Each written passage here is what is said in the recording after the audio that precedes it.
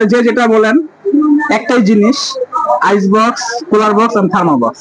এগুলো বেশিরভাগ ইউজ করা হয় ফ্রোজিং জিনিসের জন্য। ফ্রিজ থেকে বের করে ডাইরেক্ট এর মধ্যে রেখে দিবেন, কোথাও আপনারা নিয়ে যাবেন বা ট্রাভেল করবেন এটা নিয়ে, সেক্ষেত্রে আপনার ভিতরে যে খাবারটা অক্ষত থাকবে, নষ্ট হবে না। তো এই কাজে এগুলো ইউজ করা হয়।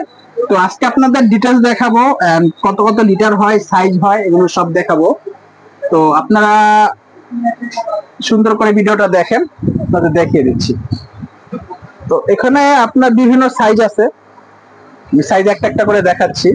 আচ্ছা, এইটা হচ্ছে আপনার সবচাইতে ছোট সাইজ, সবচাইতে ছোট সাইজ। এটা হচ্ছে আপনার 5 লিটার, এটা 5 লিটার।